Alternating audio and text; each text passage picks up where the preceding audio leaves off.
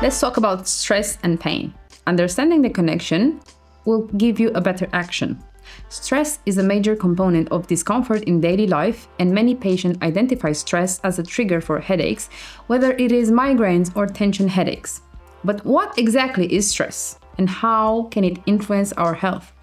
The concept of stress was first introduced by Canadian physician of Austrian origin Hans Selye in 1936 to describe the state in which an organism finds itself threatened by an imbalance due to agents or conditions that endanger its homeostatic mechanisms.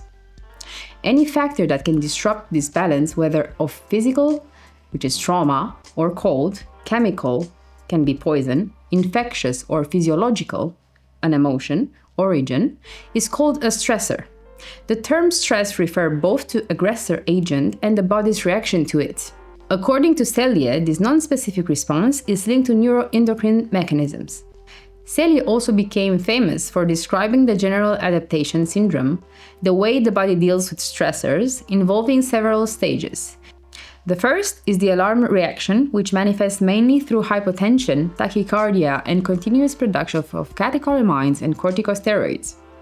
This is followed by resistance stage, during which defensive reaction intensify and the acquired adaptation is maintained. If the stress ceases, balance returns to normal. If it persists, the body becomes exhausted. The exhaustion stage, or burnout, is defined by the individual's inability to defend themselves. In this case, functional, metabolic, and anatomical changes may occur, leading to death. Sometimes somatic conditions are directly related to stress. Among adaptive diseases are hypertension, rheumatism, gastroduodenal ulcers, Addison's disease, and Siemens disease. Stress is the moment when marked imbalance occurs between environmental demands and the body's response capabilities, according to McGarth.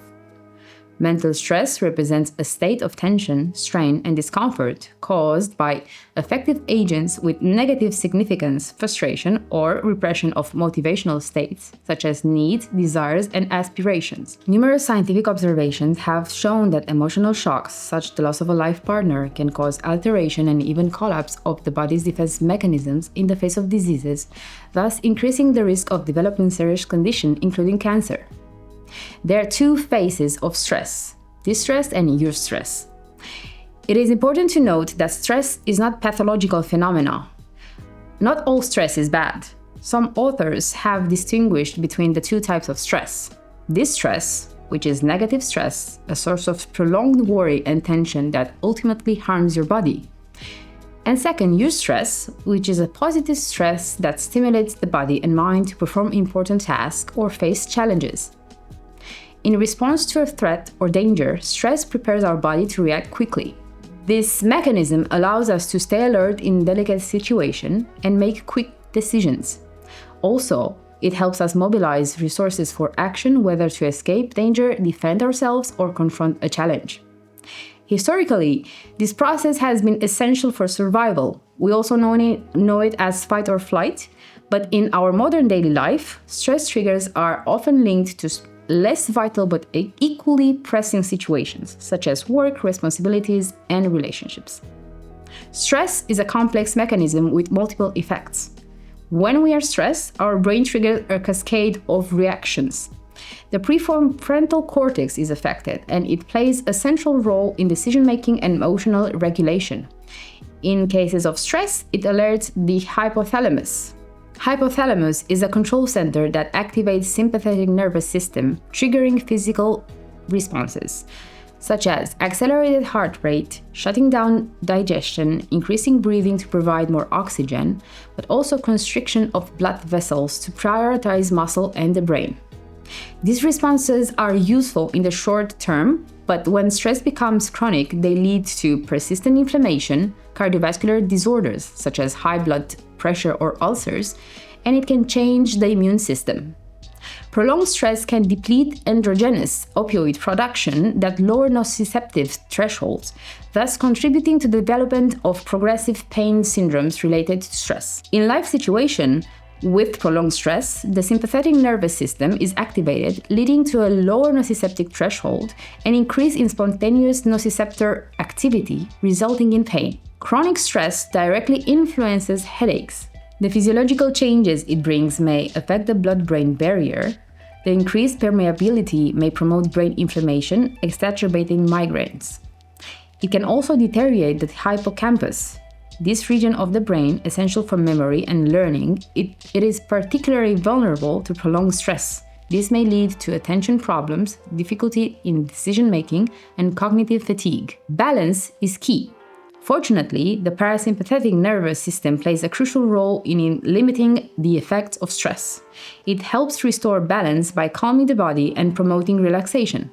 Going forward, other aspects can also be explored, such as gut microbiota. Studies show a bidirectional interaction between stress and microbiota. Disturbed gut flora can amplify stress responses, while regulating the microbiota helps alleviate these responses. Also, sleep. Chronic sleep deprivation intensifies the effects of stress, increasing the hypersensitivity of the nervous system. Psychotherapy can be very useful in stress management. There are some relaxation techniques, such as Schultz autogenic training, Jacobson's progressive relaxation, yoga, meditation, relaxation exercises through breathing, and also autogenic training in a concept developed by neurologist and psychotherapist J.H. Schultz. In certain positions, such as sitting, with the help of simple phrases such as "I am completely calm," one can achieve disconnection and the ability to focus on what is happening in the body. For example, relaxing tense muscles and the dilation of blood vessels felt as warmth leads to disconnection. Progressive muscle tension, also called progressive relaxation and deep relaxation, is a method developed by Edmund Jacobson from USA. The goal of the progressive muscle relaxation is to systematically tense and relax muscle groups, to focus on the sensation of tension and relaxation, and to consciously reduce muscle tension. Talking about yoga, through various body positions, helps by alternating movements of contraction and relaxation of muscles closely linked with breathing to achieve complete relaxation. In this way, yoga promotes better circulation and substance exchange in the body. Meditation helps educate attention. How often do we focus more on the past or future than on the present? How often do we react like autonomous instead of acting consciously? How often do we drive a car without being aware of the surroundings?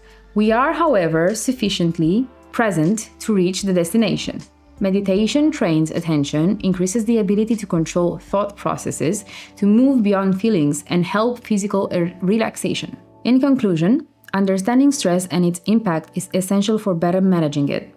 For patients, it is sometimes helpful to explore personal development approaches, as changing our perception of stress can make a difference. Those who perceive stress as a threat generally suffer the most harmful effects of it. Conscious stress management combined with appropriate strategies like diet, sleep, relaxation, and exercises can not only alleviate headaches but also improve our overall quality of life.